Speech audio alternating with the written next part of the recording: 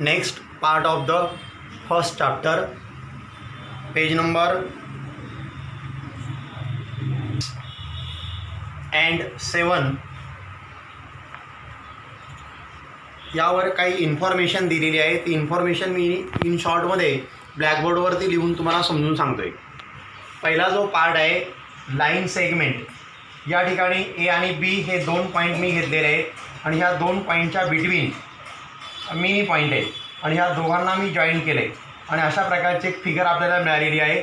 या फिगरला म्हणतात segment, line segment. Line segment, segment A B और segment B A. In short seg A B और seg बी ए असं आपण याचं रीडिंग करू शकतो. म्हणजे सेग ए बी बोला किंवा सेग बी ए दोघांचं मिनिंग एकच होतं. या ठिकाणी हा सेगमेंट जो आहे हा सेगमेंट स्टॉप झालेला आहे. इकडे आपण त्याचा म्हणजे इकडे आपण वाढवू शकत नाही, इकडे आपण वाढवू शकत नाही.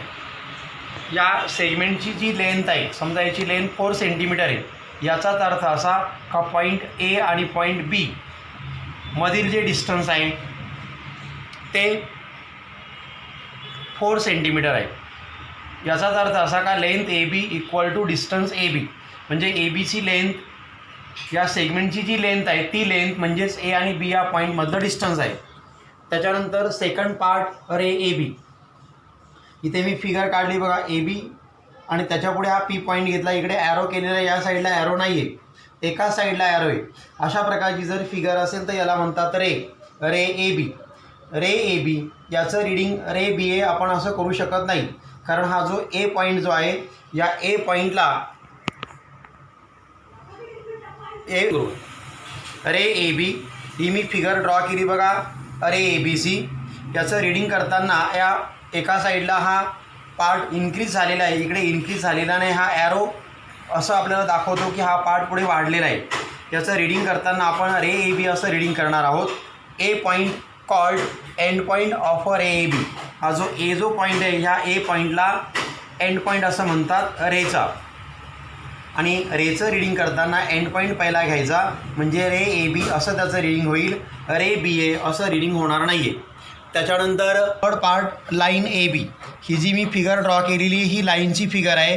ही फिगरच्या दोन्ही साईडला मी ॲरो केलेला आहे, म्हणजे ही दोन्ही साईडला इन्क्रीज झालेली आहे. लाईन ए बी और लाईन बी ए असे आपण इथं रीडिंग करू शकतो, किंवा इन शॉर्टमध्ये लाईन एल आपण असं लिहू शकतो. लाईन ए बी और लाईन बी ए और लाईन एल. आता ही दोन्ही कंटिन्यू. Congruent segment. हा सेगमेंट दाखवला आहे बघा इथे, ए बी सेगमेंट आणि सी डी सेगमेंट. ए बीची लेंथ आहे 5 सेंटीमीटर समजा आणि सी डीची पण लेंथ 5 सेंटीमीटर आहे. या दोन्ही लेंथ सेम आहे, याचा अर्थ हे दोन्ही सेगमेंट कॉन्ग्रंट आहे. If length A B equal to length C D, या दोघांची लेंथ सेम आहे, then seg A B congruent seg C D. तर हे दोन्ही सेग कॉन्ग्रंट आहे असं म्हणतात. म्हणजे लेंथ सेगमेंटची सेम असेल तर ते कॉन्ग्रंट असतात, उलटं सेगमेंट कॉन्ग्रंट असेल तर त्यांची लेंथ सेम असते. त्याच्यानंतर fifth property of congruent segments. हा पार्ट एक्झामला तुम्हाला विचारला जातो. 3 प्रॉपर्टी आहे प्रॉपर्टी ऑफ कॉन्ग्रंट सेगमेंट्स. पहिली प्रॉपर्टी आहे reflexivity. Seg A B congruent seg A B, each segment congruent to itself, therefore seg A B congruent seg A B is called as a reflexivity. Second property आहे symmetry. Seg A B congruent seg P Q. Then उलटं seg A B P Q बरोबर congruent आहे, तर उलटं P Q A बी बरोबर congruent होणार आहे. म्हणजे seg A B congruent seg P Q, then seg P Q congruent seg A B. Third property transitivity. Seg A B congruent seg P Q. A B P Q बरोबर congruent आहे and P Q congruent seg X Y. P Q X Y बरोबर congruent आहे. Then first segment A B आणि last X Y are congruent, then seg A B congruent seg X Y. This property is called as transitivity. Next part mid point of a segments. हा segment तुम्हाला दिलेला आहे A B segment आणि या सेगमेंटचं आपल्याला काय करायचं आहे, मिड पॉईंट काय करायचं आहे शोधायचं आहे. म्हणजे segment of a mid point of a segment. हा ए बी सेगमेंट दिला आहे आणि त्याच्या मिडलला एम हा पॉईंट दिलेला आहे. सपोज ही लेंथ 5 सेंटीमीटर आहे आणि ही पण 5 सेंटीमीटर आहे, तर एम जो पॉईंट आहे हा एम पॉईंट ह्या ए बीचा मिड पॉईंट होतो. If A dash M dash B हे तिन्ही पॉईंट कोलिनियर आहे आणि एम हा पॉईंट ए आणि बीच्या बिटवीन आहे. And seg A M congruent seg M B then M is the mid point of seg A B. Then हा जो एम पॉईंट आहे हा एम पॉईंट सेक ए बीचा मिड पॉईंट होतो. Comparison of the segment 7 part. हा जो segment दिलेला आहे याची लेंथ आहे समजा 4 सेंटीमीटर आणि याची लेंथ आहे 7 सेंटीमीटर. याचाच अर्थ असा का ए बी सेगमेंट हा छोटा आहे सी डीपेक्षा, म्हणजे seg A B is less than seg C D, A B is less than C D. और उलटे आपण बोलू शकतो सी डी हा ए बीपेक्षा मोठा आहे, seg C D is greater than seg A B. हे लेस दॅनचं साईन आहे आणि हे ग्रेटर दॅनचं साईन आहे. Seg A B is less than seg C D, A B C डीपेक्षा लहान आहे. और सेक सी डी हा is greater than seg A B. Then proper perpendicularity of a segments or a ray. Suppose ही line आणि ही line ह्या दोन लाईन परपेंडिक्युलर आहे to each other.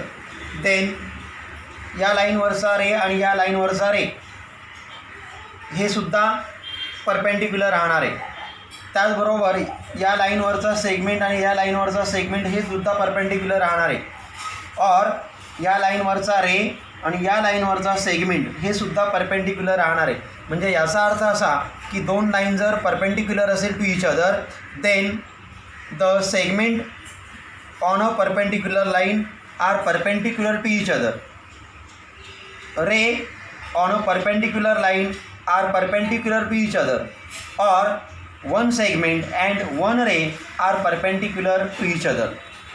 Next, distance of a point from a line. He line तुम्हाला A B दिली बघा आणि ह्या ए बी लाईनच्या इथे बाहेर सी पॉईंट दिला आहे आणि सी वरून ह्या ए बीवरती सी डी परपेंडिक्युलर ड्रॉ केलेला आहे. If seg C D perpendicular line A B, C D हा ए बीवरती परपेंडिक्युलर आहे, देन लेंथ सी डी ही जी लेंथ आहे length C D is called the distance of a point C. The distance of a point C from the line A B.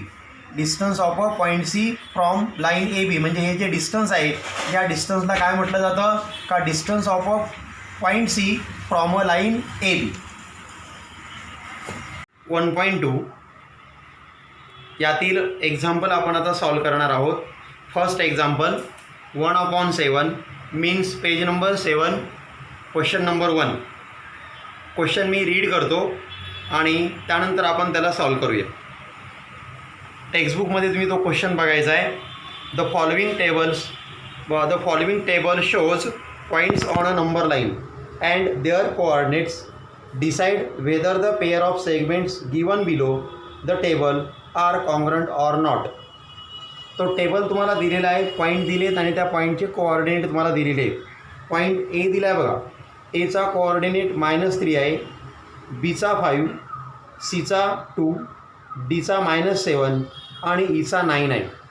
आणि त्यातील त्यांनी first pair विचारली तुम्हाला सेक D and seg A B. म्हणजे सेक D आणि सेक A B congruent आहे किंवा नाही हे आपल्याला शोधून काढायचं. तर सेक डी ई आणि दुसरा सेक तुम्हाला दिला आहे ए बी. मग आपण काय करूया, सेक डी जो आहे हा कॉन्ग्रंट आहे किंवा नाही हे सॉल्व करण्यासाठी डी आणि ई या दोन डिस्टन्समधलं या दोन पॉईंटमधलं डिस्टन्स आपण पहिल्यांदा फाइंड आउट करूया. डीचा कोऑर्डिनेट आहे -7 आणि ईचा कोऑर्डिनेट आहे 9. 9 is greater than -7. 9 is greater than -7. Therefore distance D equal to bigger कोऑर्डिनेटमधून आपण स्मॉलर कोऑर्डिनेट मायनस करतो. म्हणजे 9 - -7 ब्रॅकेटच्या बाहेर मायनस साईन आहे म्हणजे आतलं साईन चेंज होणार म्हणजे 9 + 7. Therefore distance D equal to 16. 9 आणि 7ची ॲडिशन झाली 16. डिस्टन्स डी आणि ई या पॉईंटमधलं डिस्टन्स आहे. याचाच अर्थ असा डी आणि ई पॉईंट आपण जर जॉईंट केले तर आपल्याला सेगमेंट मिळणार आहे आणि त्या सेगमेंटची लेंथ तुम्हाला 16 मिळालेली आहे. म्हणजे डिस्टन्स डी ई याचाच अर्थ distance D means length D.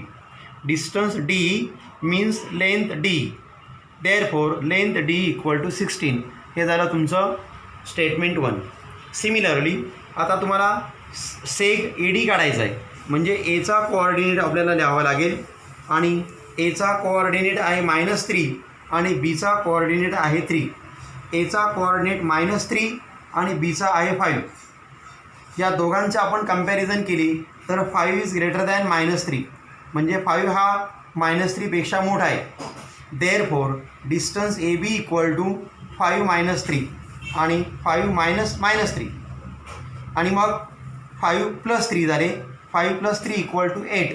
Therefore distance A B equal to 8. आणि मग आपण comparison distance A B means length A B equal to 8. हे झालं तुमचं स्टेटमेंट सेकंड. आता स्टेटमेंट फर्स्ट आणि सेकंड या दोघांचा आपण जर विचार केला तर इक्वलच्या इकडे जी साईड आहे तिला म्हणायचं RHS आणि इक्वलच्या इकडे म्हणायचं LHS. म्हणजे पहिलं जे स्टेटमेंट आहे त्याची LHS आहे लेंथ D आणि RHS आहे 16. सेम सेकंड जे स्टेटमेंट आहे त्याची RHS आहे 8 आणि LHS आहे लेंथ AB. 16 आणि 8 म्हणजे RHS इक्वल नाही. जेव्हा स्टेटमेंटच्या RHS इक्वल नसतात तेव्हा त्यांच्या LHS पण इक्वल नसतात. 16 is not equal to 8 means length D is not equal to length AB. From 1 and 2 length D is not equal to length AB. D या सेगमेंटची लेंथ आणि AB या सेगमेंटची लेंथ इक्वल नाही आहे. याचाच अर्थ असा का D आणि AB हे सेगमेंट कॉन्ग्रंट नाहीत. Therefore seg D and seg AB are not congruent. अशा प्रकारे आपल्याला खाली स्टेटमेंट लिहायचे. सिमिलरली सेकंड क्वेश्चन जो आहे तो पण याप्रमाणे आपल्याला सॉल्व करायचा आहे. त्यामध्ये पेअर तुम्हाला दिलेली सेग BC and seg AD. सेग BC आणि सेग AD याचा अर्थ असा की B आणि C या दोन पॉईंटमधलं आपल्याला डिस्टन्स फाइंड आउट करायचं आहे, म्हणजेच तुम्हाला लेंथ BC मिळणार आहे. त्यानंतर A आणि D या दोन पॉईंटमधलं डिस्टन्स फाइंड आउट करायचं आहे आणि यावरून तुम्हाला लेंथ AD मिळणार आहे. आणि मग त्या दोन्ही लेंथ सेम जर आल्या तर ते सेगमेंट कॉन्ग्रंट आहेत, नाही तर कॉन्ग्रंट नाही. आपण सॉल्व करूया. बीचा कोऑर्डिनेट आहे 5 आणि सीचा कोऑर्डिनेट आहे 2. 5 is greater than 2. Therefore distance BC equal to 5 - 2. 5 मधून 2 गेले म्हणजे distance BC equal to 3. Distance BC means length BC. Therefore length BC equal to 3. हे झालं स्टेटमेंट आपलं 1. सिमिलरली आपल्याला ADची व्हॅल्यू फाइंड आउट करायची. एचा कोऑर्डिनेट आहे -3 आणि Dचा आहे -7. -3 आणि -7 यांची कंपॅरिझन जर केली तर -3 is greater than -7. -3 is greater than -7. Therefore distance AD equal to -3 - -7 equal to -3 आहे तसेच ब्रॅकेटच्या बाहेर मायनस साईन आहे म्हणजे साईन चेंज होणार +7. 7 - 3 उलट आपण जर बोललो तर 7 - 3 equal to 4 means distance AD equal to 4. Distance AD म्हणजेच length AD. Length AD equal to 4. आता स्टेटमेंट 1 आणि 2 पाहिजे आहे. स्टेटमेंट 1मध्ये आले 3 आणि स्टेटमेंट 2मध्ये आले 4 म्हणजे 3 इज नॉट इक्वल टू 4. म्हणजे स्टेटमेंट 1 आणि 2च्या RHS इक्वल नाही. जर RHS इक्वल नसेल तर त्याच्या LHS इक्वल येणार नाही. Therefore length BC is not equal to length AD. From 1 and 2 length BC is not equal to length AD. जर लेंथ BC आणि लेंथ AD इक्वल नसेल तर ते सेगमेंट कॉन्ग्रंट होणार नाही. Therefore seg BC and seg AD are not congruent. Seg BC and seg AD are not congruent. याप्रमाणे त्याचं statement तुम्हाला लास्टला द्यावं लागेल. त्याच्यानंतर यातील third question seg BE and seg AD म्हणजे आपल्याला लेंथ BE काढावी लागेल आणि लेंथ AD काढावी लागेल. एक एक पार्ट आपण घेऊया. बीचा कोऑर्डिनेट आहे 5 आणि ईचा आहे 9. 5 आणि 9ची जर आपण कंपॅरिझन केली तर 9 इज ग्रेटर दॅन 5. म्हणजे 9 हा 5पेक्षा मोठा आहे. Distance B equal to 9 - 5, therefore distance B equal to 4. Distance B means length B equal to 4. हे झालं तुमचं स्टेटमेंट 1. सिमिलरली एचा कोऑर्डिनेट आहे -3 आणि डीचा कोऑर्डिनेट आहे -7. -3 आणि -7 यामध्ये -3 ग्रेटर आहे. -3 is greater than -7. Therefore length AD equal to -3 - -7. -3 तसेच आहे आणि ब्रॅकेटच्या बाहेर मायनस साईन आहे म्हणजे साईन चेंज होणार, प्लस झालं. -3 + 7, 7मधून 3 मायनस झाले म्हणजे 4 आले. Therefore distance AD equal to 4. Distance AD equal to 4 means length AD equal to 4. Then from 1 and 2 आता कंपॅरिझन जर केली तर याची RHS आली 4 आणि याची पण RHS आली 4. म्हणजे याचा अर्थ RHS इक्वल आहेत. आत्तापर्यंत RHS इक्वल नव्हत्या, यामध्ये RHS इक्वल आल्यात. जर RHS इक्वल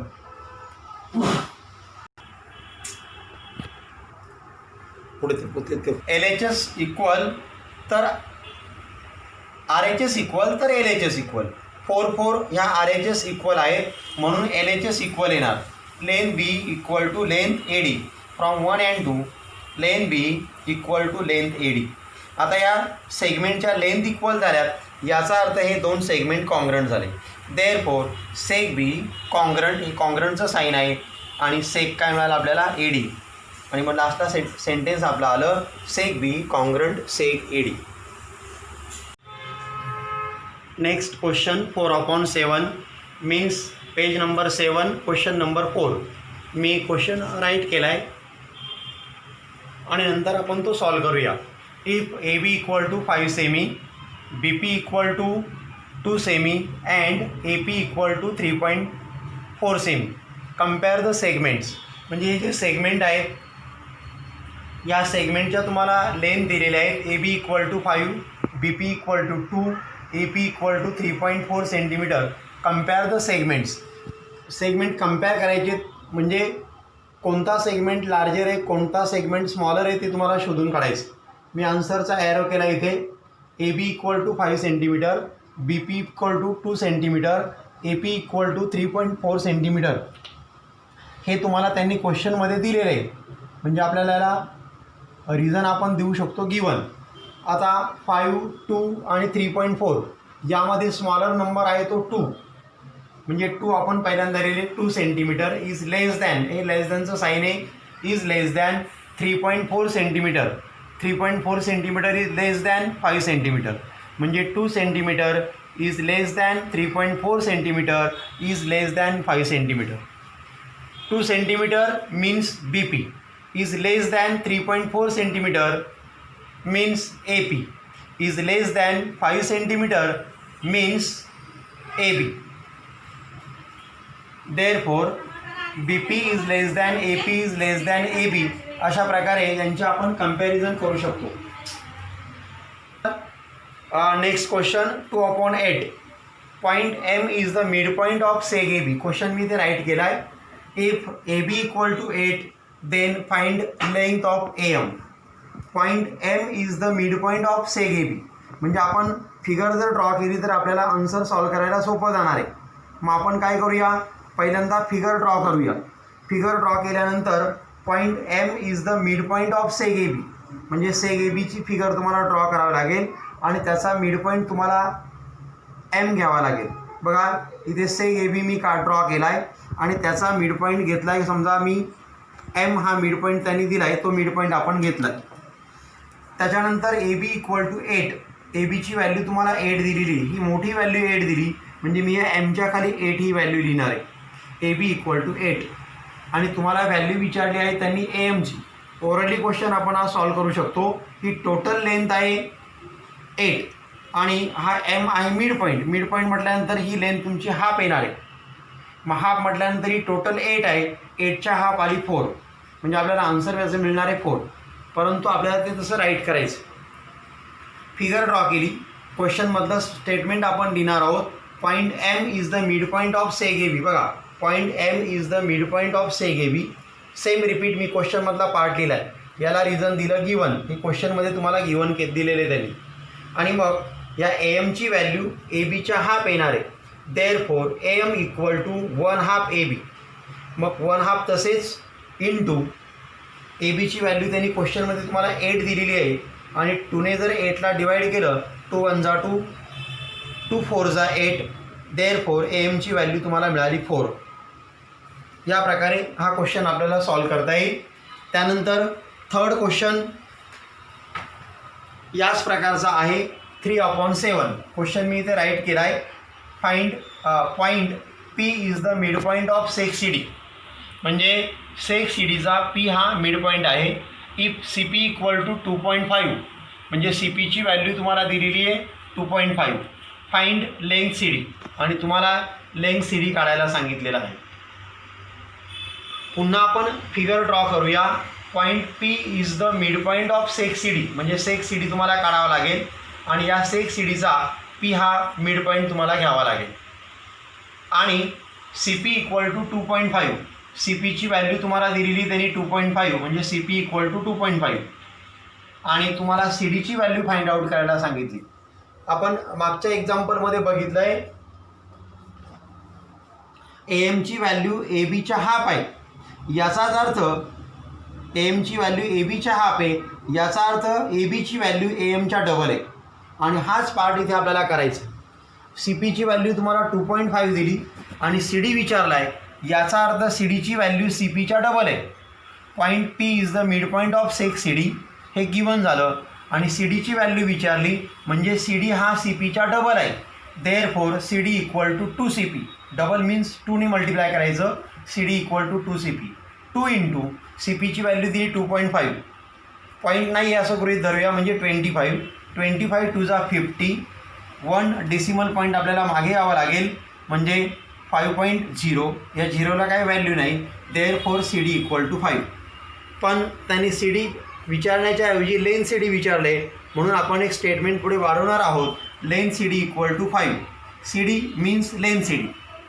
आणि या क्वेश्चनसारखाच एक प्रॅक्टिस म्हणून मी क्वेश्चन घेतो आहे. सेम रिपीट, फक्त पहिलं स्टेटमेंट त्याचं मी बदललं आहे. बघा, point P is the mid point of seg C D. मी इथे मांडलं आहे mid point of seg P Q is M. Meaning दोघांचं पण सेमच आहे. If P M equal to 7.2 इथे दिले बघा. If C P equal to 2.5 सेमी दिलं नाही, मी इथे सेमी घेतलं आहे. Then find length of P Q. तुम्हाला लेंथ सी डी काढायला सांगितली, मी इथे find length C D length P Q असं म्हटलं आहे. आपण फिगर ड्रॉ करूया. Mid point of seg P Q is M म्हणजे एम हा सेक पी क्यूचा मिड पॉईंट आहे. मग हा पी क्यू मी ड्रॉ केला, त्याचा एम हा सेक मिड पॉईंट दाखवला म्हणजे mid point of seg P Q. Mid point of seg P Q is M. M आहे.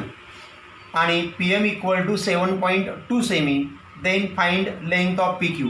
तर तुम्हाला पी क्यूची लेंथ फाइंड आउट करायची. क्वेश्चनमधला पार्ट जसाचे तसाच लिहिणार मी. Mid point of seg P Q is M. त्याला रिझन आलं गिवन. देअरफॉर पी क्यूची व्हॅल्यू विचारली. पी क्यूची व्हॅल्यू ही पी एमच्या डबल येणार आहे. Therefore P Q equal to 2 P M. P क्यूची व्हॅल्यू पी एमच्या डबल झाली. 2 इंटू 7.2 मल्टिप्लिकेशन केलं. 2 2 जा 4 आणि 2 7 जा 14 आणि 1 डेसिमल पॉईंट आपण इकडे रिटर्न मागे येणार आहोत. Therefore P Q equal to 14.4 हे तुमचं आन्सर आलं. पण क्वेश्चनमध्ये तुम्हाला सेमी त्यांनी दिलेले 7.2 सेमी. मीन्स पी क्यूची व्हॅल्यू पण लिहिताना आपल्याला सेंटीमीटरमध्ये लिहावी लागेल. Therefore P Q equal to 14.4 centimetre. Then next question 6/8. या क्वेश्चनची मी फिगर ड्रॉ केली. क्वेश्चन रीड करतो आणि त्यानंतर त्याचे आपले आन्सर काय आहेत आपण ते बघूया. Answer the questions with the help of a figure. He figure तुम्हाला दिलेली आहे आणि या फिगरच्या आधारे तुम्हाला क्वेश्चनचे आन्सर फाइंड आउट करायचे. पहिला क्वेश्चन त्यांनी दिला आहे. State the point which are equidistance from point B. State the points असे तुम्हाला पॉईंट शोधायचे का ते इक्विडिस्टन्स आहेत पॉईंट बी पासून. बघा, state the points which are equidistance from point B. Point B पासून इक्विडिस्टन्स असलेले पॉईंट आपल्याला फाइंड आउट करायचे. पहिल्यांदा आपण ही जी नंबर लाईन आहे या नंबर लाईनवरती हे जे पॉईंट दिलेत ह्या पॉईंटचे कोऑर्डिनेट काय आहेत ते बघूया. इथे एचा कोऑर्डिनेट तुम्हाला 0 दिलेला आहे, इथे 2 आहे, इथे मिडलला एक पॉईंट आहे म्हणजे इथे 1 आहे. 0 1 2 लाईक दिस 3 4 5 6. सेम 0 -1 -2 -3 -4 -5 आणि -6. इथे कोऑर्डिनेट दाखवलेला नाही आहे पण तो कोऑर्डिनेट त्याप्रमाणे येणार आहे. आता तुम्हाला पॉईंट बी पासून इक्विडिस्टन्स असलेले पॉईंट तुम्हाला शोधायचे बघा. बी पासून इक्विडिस्टन्स असलेला पॉईंट हा आहे आणि त्याप्रमाणे हा पण आहे, पण यांना त्यांनी लेबल केलेलं नाही आहे. मग बी पासून इकडे आपण जर पुढे जर गेलो तिथे सी पॉईंट आपल्याला मिळाला. इकडे जर आपण जर गेलो तर इकडे तुम्हाला ए पॉईंट मिळाला. म्हणजे बी पासून इक्विडिस्टन्स असलेला पहिला पॉईंट तुम्हाला ए मिळाला आणि सी मिळाला. म्हणजे point A and point C are equidistance from point B. म्हणजे ए आणि सी हे जे 2 पॉईंट आहेत हे 2 पॉईंट इक्विडिस्टन्स आहेत पॉईंट बी पासून. इक्विडिस्टन्स म्हणजे समान अंतरावरती. म्हणजे बी पासून इकडे जर आपण आलो तर 2 अंतरावरती तुम्हाला 1 आणि 2 अंतरावरती ए मिळाला आणि इकडे पण 2 अंतरावरती सी मिळाला. म्हणजे ए आणि सी हे जे 2 पॉईंट आहेत ते 2 पॉईंट बी पासून इक्विडिस्टन्स आहेत. अजून आपल्याला शोधायचे. आता बी पासून आपण पुढचा जर पॉईंट घेतला तर बी बघा 1 2 3 येणार आहे. मग इकडे आपण 3 वर जर आलो तर 1 2 3, पण या पॉईंटला नावच त्यांनी दिलेलं नाही आहे. व्ही पॉईंट आपण घेऊ शकत नाही. मग पुढे पॉईंट आला बघा 1 2 3 आणि 4 डी पॉईंट आला. मग बी पासून इकडे 4 वरती कोणता पॉईंट आहे बघा 1 2 3 आणि 4. म्हणजे याचा अर्थ पी पॉईंट आला. म्हणजे पी आणि डी हे जे 2 पॉईंट आहेत हे 2 पॉईंटसुद्धा बी पासून इक्विडिस्टन्स आहेत. मग पुढील मी सेंटेन्स दिले बघा point D and P. Point D and P are equidistance from point B. म्हणजे पॉईंट बी पासून हे दोघे परत इक्विडिस्टन्स आहेत. सेकंड क्वेश्चन त्यांनी सेम तुम्हाला रिपीट विचारला आहे. Write a pair of point equidistance from point Q. आता पॉईंट क्यू पासून इक्विडिस्टन्स असणारे पॉईंट आपल्याला शोधायचे. आपण क्यू पासून जर इकडे आलो तर क्यू यू येईल बघा पहिलाच बिंदू, पहिलाच पॉईंट. आणि इकडे पण लगेच एल आला पहिलाच पॉईंट. म्हणजे यांना नावे आहेत. म्हणजे यू आणि एल हे जे 2 पॉईंट आहेत हे 2 पॉईंट क्यू पासून इक्विडिस्टन्स आहेत. आणि मग आपण सेंटेन्स दिलं आहे point L and U. Point L and U हे 2 point are equidistance from point Q. Point Q पासून ते इक्विडिस्टन्स आहे. अजून आपल्याला काय मिळते का बघा यू मिळाला. आता क्यू आणि आर 2 अंतरावर गेला बघा 1 आणि 2 अंतरावरती गेला आहे. मग क्यू पासून इकडे 1 आणि 2 अंतरावरती पी आलेला आहे. म्हणजे आर आणि पी हे 2 पॉईंट पण क्यू पासून इक्विडिस्टन्स आहेत. आणि मग आपण सेंटेन्स दिलं पॉईंट पी हा point and point R R equidistance from point Q. म्हणजे क्यू पासून पुन्हा आपल्याला पी आणि आर हे 2 पॉईंट इक्विडिस्टन्स मिळालेले आहेत.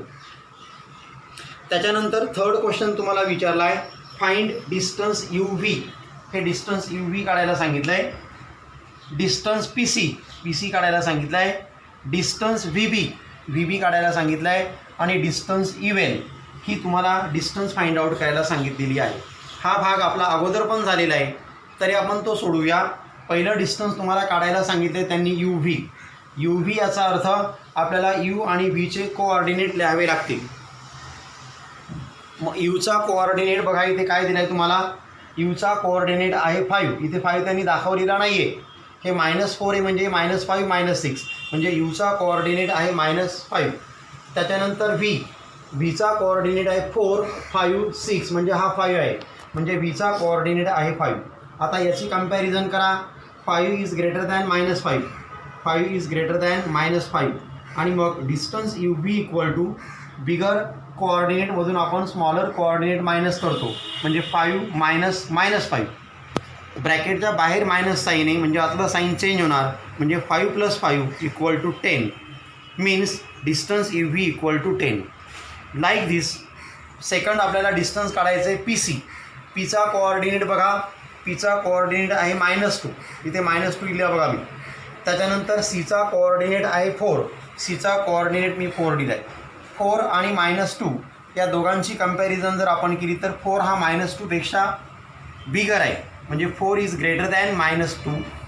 Therefore distance P C equal to 4 minus minus 2 same पहिल्याप्रमाणे.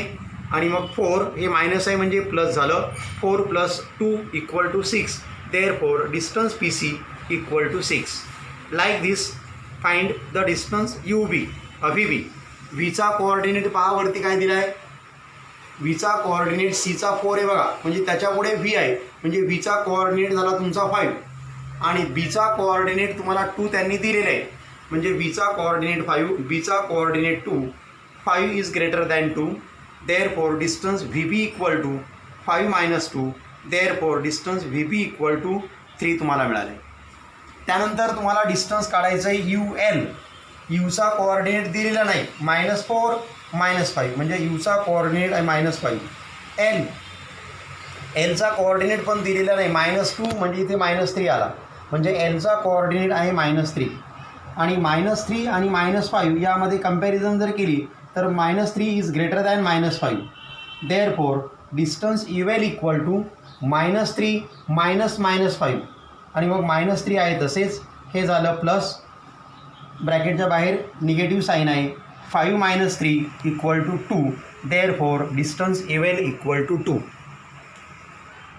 Then next question 5/8. हा जो क्वेश्चन आहे, क्वेश्चन फक्त मी रीड करतो, त्यांनी फिगर तुम्हाला दिलेली आहे. Write the answer to the following questions with reference to the figure. ही तुम्हाला फिगर दिलेली आहे, ह्या फिगरचा रेफरन्स घ्यायचा आहे, आधार घ्यायचा आहे आणि तुम्हाला क्वेश्चनचे आन्सर राईट डाऊन करायचे. मी क्वेश्चन लिहिलेले नाहीत, मी फक्त आन्सर दिलेले आहेत. क्वेश्चन रीड करतो आणि त्याच्यानंतर तुम्ही आन्सर ते समजून घ्यायचे. पहिला क्वेश्चन विचारला आहे तुम्हाला, write the name of the opposite ray of R P. R P बघा इकडे, आर पीचा अपोजिट रे तुम्हाला लिहायचा आहे. आर पी रे इकडे गेला आहे आणि त्याच्या अपोजिट रे लिहायचा आहे, म्हणजे इकडे येणार, म्हणजे रे आर एस होणार किंवा रे आर टी होणार. म्हणजे आर पी इकडे गेलो, हा जो रे आहे हा आर पी रे आहे, याच्या अपोजिट रे शोधायचं आहे, अपोजिटला जायचं, म्हणजे रे आर एस होणार किंवा रे आर टी होणार. अपोजिट रेचा ओरिजिन जो आहे तो सेम असतो, म्हणजे रे आर एस और रे आर टी. बघा आर पीच्या अपोजिट रे येणारे आर एस और आर टी, दोघांपैकी तुम्ही एक कोणतंही लिहू शकता. सेकंड क्वेश्चन तुम्हाला दिला आहे, write the intersection of ray P Q. Ray P Q म्हणजे इकडे आपण जाणार आहोत आणि रे आर पी म्हणजे आपण इकडे येणार आहोत आणि याचा तुम्हाला इंटरसेक्शन लिहायचं आहे. Write the intersection of ray P Q. Ray P Q म्हणजे इकडे जाणार, त्याच्यानंतर रे आर पी म्हणजे इकडे येणार, अशा प्रकारे असं जाणार बघा. आणि याच्यामधला इंटरसेक्शन आपल्याला शोधायचं आहे. इंटरसेक्शन म्हणजे दोघांमध्ये काय कॉमन आहे ते आपल्याला शोधून काढायचं. बघा right the intersection of ray P Q. Ray P Q म्हणजे इकडे गेलो, रे आर पी म्हणजे इकडे गेलो आणि याच्यामधला तुम्हाला इंटरसेक्शन शोधायचं आहे, कॉमन शोधायचं आहे. मग इकडे हा रे असा गेला, रे असा गेला, दोघांमध्ये हा पार्ट कॉमन आलेला आहे, हा पार्ट कॉमन येणार. त्याचबरोबर हा पुढचा पार्ट पण कॉमन येणार इकडचा, म्हणजे पी क्यूमध्ये हा पूर्ण पार्ट आला आणि आर पीमध्ये हा पूर्ण पार्ट आला. पण आर पीमध्ये हा पार्ट आल्यानंतर तो पी क्यूमध्ये येत नाही, म्हणजे पी क्यू आणि आर पीमध्ये हा पूर्ण पार्ट येतो, म्हणजे हा रे पी क्यू झाला. म्हणजे याचा अर्थ ray write the intersection of ray P Q. Ray P Q म्हणजे इकडे गेलो, रे आर पी म्हणजे इकडे गेलो आणि यांच्यामधला कॉमन जो पार्ट येणार आहे तो इथून पुढे कॉमन पार्ट येणार आहे. इथून पुढील कॉमन पार्ट म्हणजे रे तुमचा पी क्यू झाला आणि मग त्याचं आन्सर तुम्हाला मिळालं रे पी क्यू. त्याच्यानंतर थर्ड क्वेश्चन आहे, write the union set of ray P Q. Ray P Q हा रे पी क्यू इकडे गेलो बघा, ray P Q and ray Q R. Ray Q R इकडे यायचं, ray Q R. P Q आणि Q R या दोघांमधला तुम्हाला युनियन लिहायचं आहे. युनियन म्हणजे सगळा पार्ट येणार. पी क्यू रे हा पुढे किती वाढणार आहे आणि क्यू आर हा रे पुढे किती वाढणार आहे, याचा अर्थ तुम्हाला ही लाईन मिळणार आहे टोटल. म्हणजे याचा इंटरसेक्शन तुमचा आलेला आहे लाईन क्यू आर. लाईन काय क्यू आर हा तुमचा या दोघांचा युनियन आलेला आहे. युनियन म्हणजे सगळे पॉईंट तुमचे येणार आणि मग त्याचं आन्सर तुम्हाला मिळाले लाईन क्यू आर. टेक्स्टबुकच्या पाठीमागे ते आन्सर तुम्हाला चुकीचं दिलेलं आहे, त्या ठिकाणी लाईन क्यू आर असं आन्सर आपल्याला बनवायचं आहे. त्याच्यानंतर fourth question, state the ray of which seg Q R is a subset. Seg Q R हा सबसेट आला पाहिजे. सेक क्यू आर म्हणजे हा एवढा जो पार्ट आहे हा एवढा पार्ट सबसेट आला पाहिजे. State ray of which seg Q R is a subset. Seg Q R subset आला पाहिजे म्हणजे क्यू आर हा जो पार्ट आहे हा सेक क्यू आर, हा क्यू आर सबसेट यायला पाहिजे. म्हणजे हा कोणाकोणाचा सबसेट येणार आहे बघा, Q P, Q R, Q S आणि क्यू टी या सगळ्या रेचा तो सबसेट येणार आहे. मग यापैकी आपल्याला 1-2 रे फक्त लिहायचेत. रे क्यू आर बघा, रे क्यू आर मी लिहिला आहे. त्याच्यानंतर रे आर क्यू, रे आर क्यू हे दोन्ही रे झाले आणि या दोघांचाही तो सबसेट आहे. रे क्यू आर आणि रे क्यू आर आणि रे आर क्यू या दोघांचा हा सबसेट आहे सेक क्यू आर. सेक क्यू आर जो आहे हा दोघांचा सबसेट आहे. इकडे गेलेला रे आणि इकडे गेलेला रे या दोघांवरती हा पार्ट येतो. म्हणजे तुम्हाला मिळाला आहे काय, सेक क्यू आर हा तुम्हाला याचा जो सबसेट आहे त्याचा सबसेट मिळाला आहे ray Q R and ray R Q. त्याच्यानंतर fifth question, write the pair of opposite ray with common end point R. Common ray point end point R आला पाहिजे अशा प्रकारचे अपोजिट रे लिहायचे. म्हणजे इकडे होणार आर एस आर टी, हा इकडचे 2 रे झाले. इकडे आर पी आणि आर क्यू अशा प्रकारचा आरला कॉमन घ्यायचं आहे आणि अपोजिट रे तुम्हाला द्यायचे. रे आर क्यू लिहिले बघा इकडे, ray R Q and ray R T, ray R T, ray R Q आणि रे आर टी या प्रकारे त्याचं उत्तर द्यायचं आहे. रे आर पी आणि रे आर एस असंही आपण लिहू शकतो. त्याच्यानंतर 6th क्वेश्चन,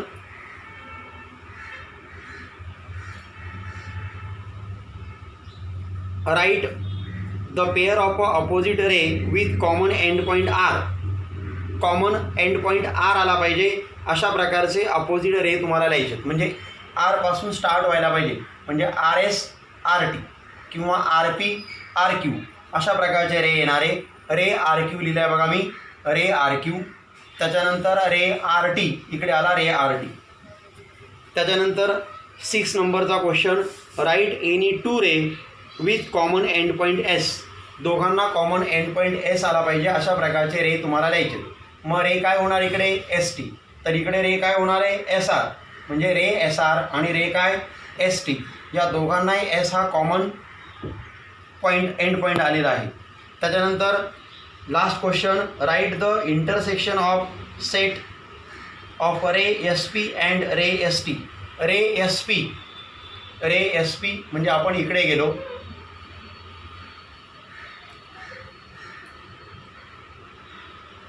बघा